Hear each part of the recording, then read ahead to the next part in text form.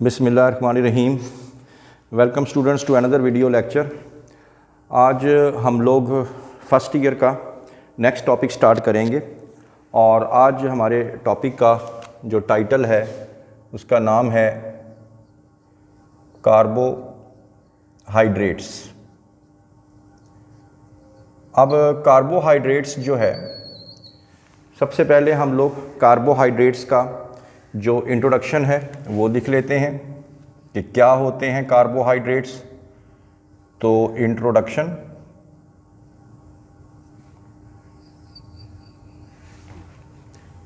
में आप ये बता दें कि कार्बोहाइड्रेट्स जो हैं ये प्रेजेंट होते हैं अबंडेंटली, बहुत ज़्यादा मिकदार में, इन लिविंग ऑर्गेनिज़म्स, ज़िंदा जानदारों में। लिविंग ऑर्गेनिज़म में ये बहुत ज़्यादा मिकदार में होते हैं, तो मोस्ट अबंडेंटली इसमें आ जाएगा। इसके बाद इसकी जो अक्रंस है, अक्रंस का मतलब ये है कि कहाँ कहाँ पे लिविंग ऑर्गेनिज़म में अगर आप देखें तो ये कहाँ कहाँ पे मौजूद हो सकते हैं। तो आप बता दें कि almost in all parts of cells, तकरीबन सेल के जहाँ जहाँ भी आप सेल में देखेंगे, इवन सेल से बाहर भी देखेंगे तो आपको कार्बोहाइड्रेट ज़रूर मिलेंगे। इसमें अलावा कार्बोहाइड्रेट इज़ प्रेजेंट जो है इन सेलुलोज, यानी सेलुलोज जो है वो बेसिकली कार्बोहाइड्रेट्स ही बना रहे हैं, और प्रेजेंट इन कॉटन, ठीक है, इन सीरियल्स, ये जितनी भी ये सीरियल्स हैं, दानेदार क्रॉप्स हैं, जैसे चावल हो गया, जैसे मकई हो गया, इसके अंदर भी ये पाई जाती है कार्बोहाइड्रेट्स। रूट ट्यूबर्स, ये पोटैटो वगैरह जो हो गए, इसके अंदर भी मिल्क शुगर हो गई, केन शुगर हो गई, मिल्क शुगर और केन शुगर। इवन जो आप लोग जो चीनी खाते हैं उसके अंदर भी कार्बोहाइड्रेट ही होती है। तो ये तो हो गई इसके अक्रंस के हवाले से बातें। उसके बाद जो कार्बोहाइड्रेट्स हैं, कार्बोहाइड्रेट्स काम क्या करते हैं हमारी सेल के अंदर। तो कार्बोहाइड्रेट्स के बुनियादी तौर पे दो काम हैं। पहला काम, ये कोई ना कोई स्ट्रक्चरल रोल भी अदा करते हैं। स्ट्रक्चरल रोल, अब ये क्या होता है ये भी बताता हूँ मैं आपको। और ये फंक्शनल रोल भी प्ले करते हैं, फंक्शनल रोल्स। स्ट्रक्चरल रोल का मतलब है कोई स्ट्रक्चर बनाना, बॉडी की कोई हिस्सा बनाना, ठीक है। जैसे एग्जांपल ले लेते हैं कि प्लांट के अंदर जो सेल वॉल होती है, प्लांट सेल की जो सेल वॉल होती है वो किसकी बनी हुई होती है, कार्बोहाइड्रेट यानी सेलुलोज की। तो ये स्ट्रक्चर हुआ। फंक्शनल रोल ले लें तो जब भी रेस्पिरेशन होती है तो कार्बोहाइड्रेट्स यानी ग्लूकोज को तोड़ के, ब्रेक डाउन करके हम लोग क्या हासिल करते हैं, एनर्जी हासिल करते हैं या एटीपी हासिल करते हैं। तो बेसिकली ये फिर क्या हुआ, ये फंक्शनल रोल हो गया। तो दोनों एग्जांपल्स आपको मैंने बता दी, ठीक है। कार्बोहाइड्रेट्स का जो लिटरल मीनिंग है, लिटरल मीनिंग, इसका जो अल्फाजी मतलब है वो क्या है।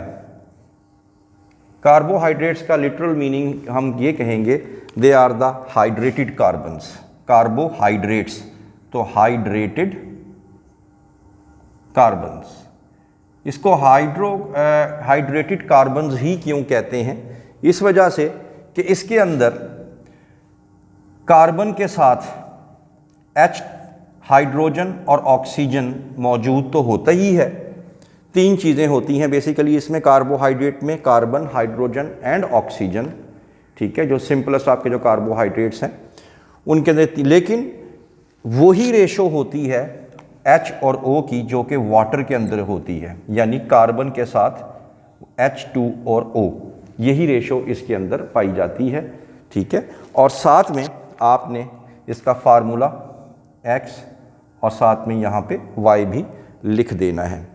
अब x क्या है? x जो है ये होल नंबर यानी कार्बोहाइड्रेट में याद रखिएगा कि मिनिमम कार्बोहाइड्रेट में मिनिमम नंबर ऑफ कार्बन्स कितने हो सकते हैं? 3 और अप टू मैनी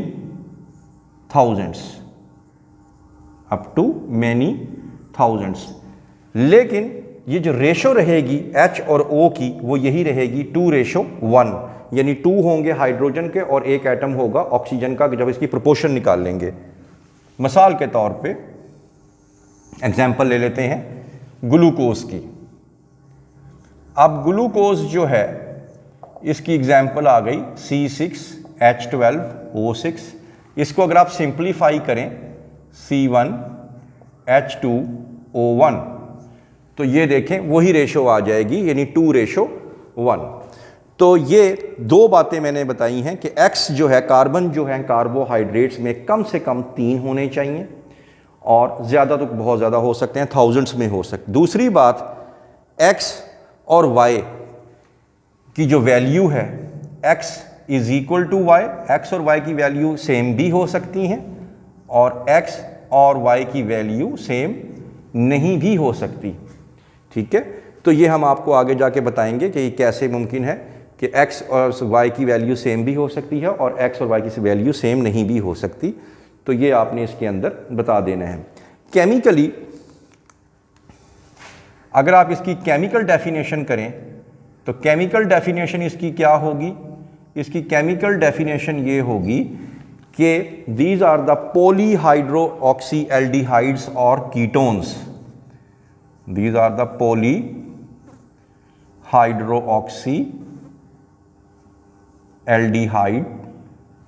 पॉलीहाइड्रोऑक्सी एल्डिहाइड्स और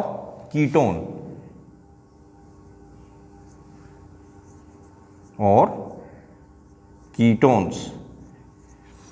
पॉली का मतलब मैनी, हाइड्रोक्सी का मतलब OH ग्रुप, ठीक है। तो ये जो हैं दे आर द पॉलीहाइड्रोऑक्सी एल्डिहाइड और कीटोन्स और कॉम्प्लेक्स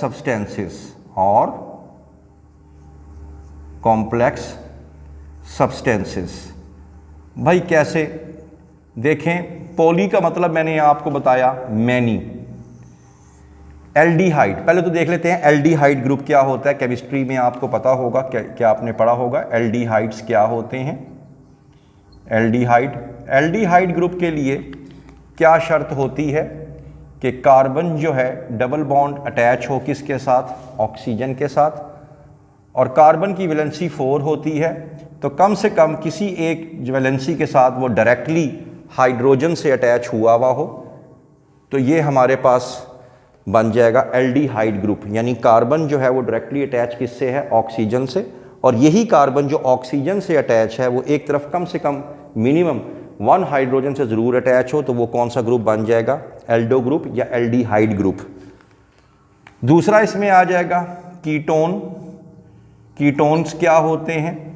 कीटोन्स के लिए carbon again double bond O oxygen से अटैच हो और वो कहीं से भी डायरेक्टली हाइड्रोजन के साथ अटैच ना हो। ये देखें कि ये जो कार्बन है ये अटैच हुआ है ऑक्सीजन के साथ, ये आप लोग देख सकते हैं, लेकिन यही कार्बन किसी जगह भी डायरेक्टली जो है हाइड्रोजन से अटैच नहीं है, बल्कि दोनों तरफ कार्बन से अटैच है। तो ये कौन सा ग्रुप हो गया? Keto group.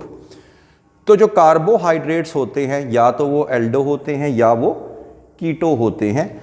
तो इसी को ही हम एग्जाम्पल बना के देख लेते हैं, पॉलीहाइड्रोऑक्सी एल्डिहाइड और कीटोन। देखें, जैसे मैंने बताया कि कम से कम सिंपलेस्ट कार्बोहाइड्रेट में नंबर ऑफ कार्बन कितने होते हैं? 3। तो पहले तो हम ये बना के देख लेते हैं, ये देखें 1, 2 एंड 3। एक और बना के देख लेते हैं 1, 2 और 3। अब अगर आप देखें तो डबल बॉन्ड O और H, तो ये देखें, ये पहली वाली शर्त पूरी हो गई, कार्बन ऑक्सीजन से अटैच है और यही कार्बन हाइड्रोजन से अटैच है, तो ये कौन सा ग्रुप बन गया, एल्डो ग्रुप बन गया।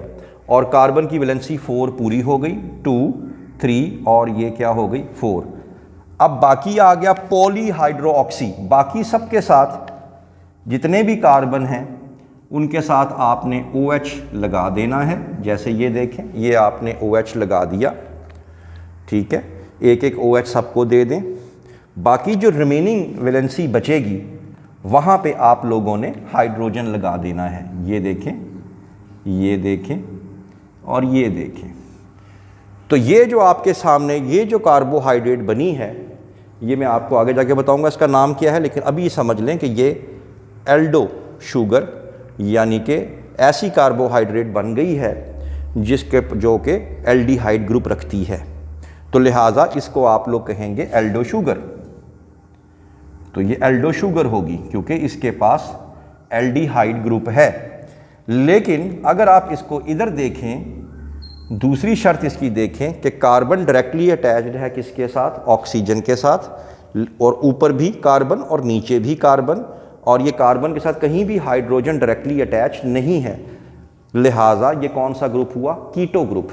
और बाकी शर्त क्या है, बाकी सबको आपने क्या दे देना है, एक एक OH, इस कार्बन को भी OH दे दें, इस कार्बन को भी OH दे दें, और बाकी रिमेनिंग वैलेंसी को पूरा कर दें। ये अगर आप लोग देखें, बाकी रिमेनिंग वैलेंसी पे आप लोगों ने क्या लगा दिया, हाइड्रोजन लगा दिया। तो ये जो शुगर बनेगी ये होगी कीटो शुगर। तो एग्जाम्पल में दोबारा चलते हैं कि दे आर पॉलीहाइड्रोक्सी एल्डिहाइड, यानी एक तो इसमें OH बहुत ज़्यादा होते हैं पॉली, और दूसरी बात या तो ये एल्डो होते हैं या ये क्या होते हैं, कीटो होते हैं, ठीक है। तो एल्डो की शर्त भी बता दी और कीटो की शर्त भी बता दी। और इसके अलावा इसी को ही कंटिन्यू करते हुए हम आगे ये भी बता सकते हैं कि जब कार्बोहाइड्रेट को हम क्या करते हैं, हाइड्रोलिसिस करते हैं, हाइड्रोलिसिस करते हैं। हाइड्रोलिसिस क्या होता है कि ब्रेकडाउन तोड़ना ऑफ ए मॉलिक्यूल, ठीक है, पानी की मौजूदगी में मॉलिक्यूल को तोड़ना in the presence of water by the help of an enzyme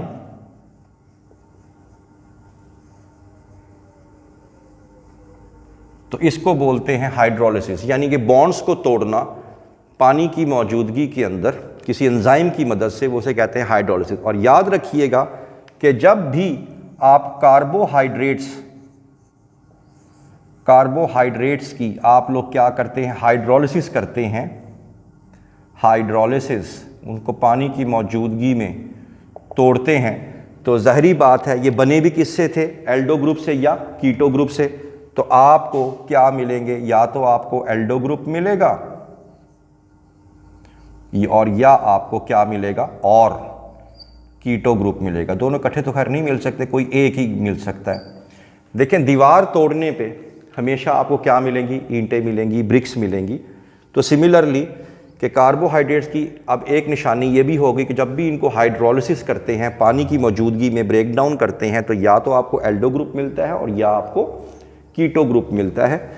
तो ये चीज़ इसमें आपने बता देनी है। उसके बाद अगर हम इसी को ही टॉपिक को आगे कंटिन्यू रखें तो इसमें आप लोगों ने ये भी बता देना है इसके सोर्सेस क्या क्या हैं।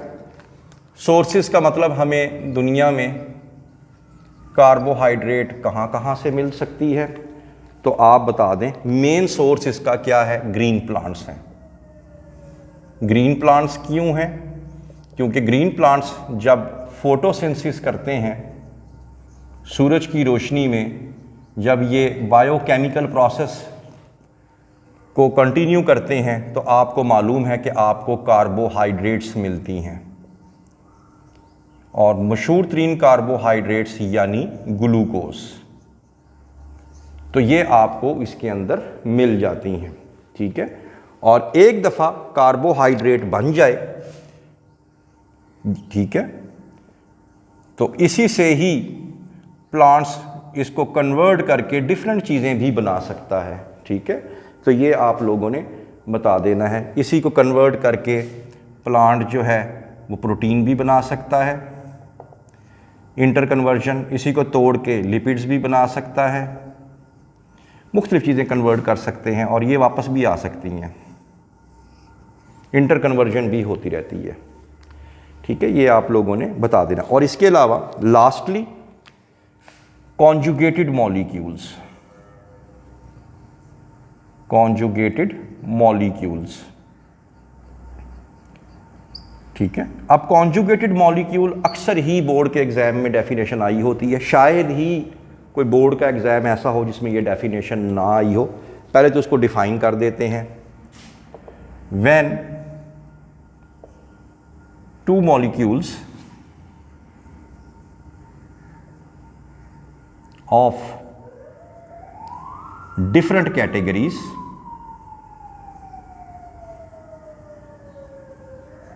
combined together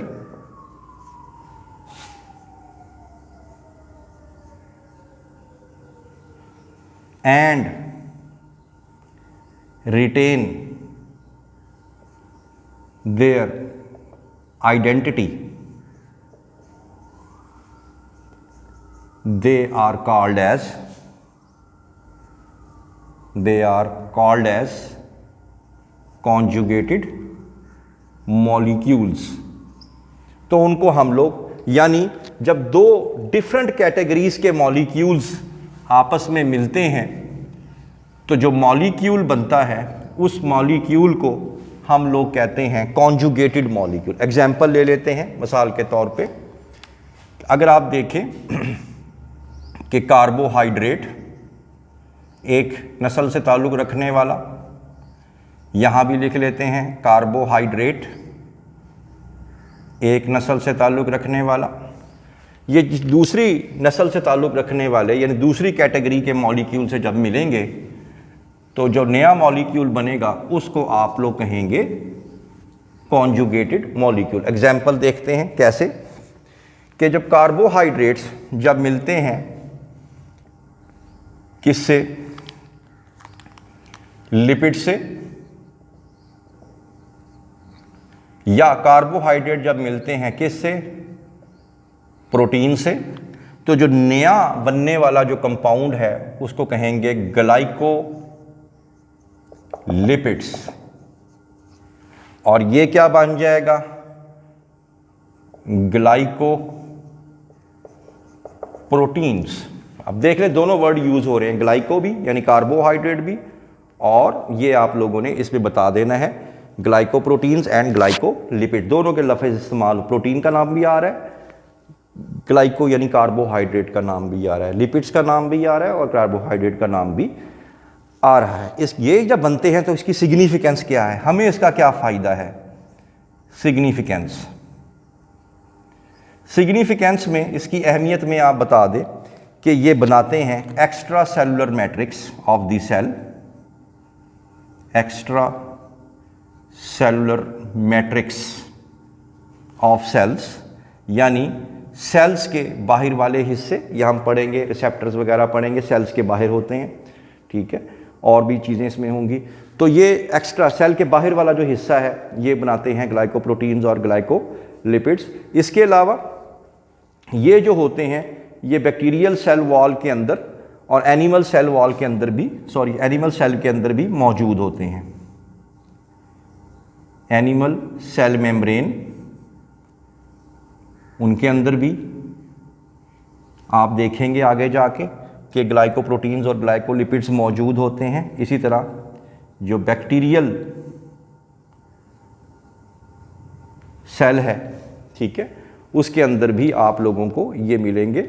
और ये दोनों जो हैं ये सेल मेम्ब्रेन का हिस्सा भी हैं और ये बैक्टीरियल सेल वॉल के अंदर भी मिलेंगे आपको। तो ये चीज़ें इसके अंदर आप लोगों ने बता देनी है। तो ये कॉन्जुगेटेड मॉलिक्यूल बहुत इंपॉर्टेंट है, इस वजह से इसको ज़रा ध्यान से देख लीजिएगा। किसी किस्म का भी कोई क्वेश्चन हो तो आप लोगों ने कमेंट सेक्शन में जाके पूछ लेना है। I hope that you have understood the lecture today. For more interesting videos please stay connected with us. Thank you very much.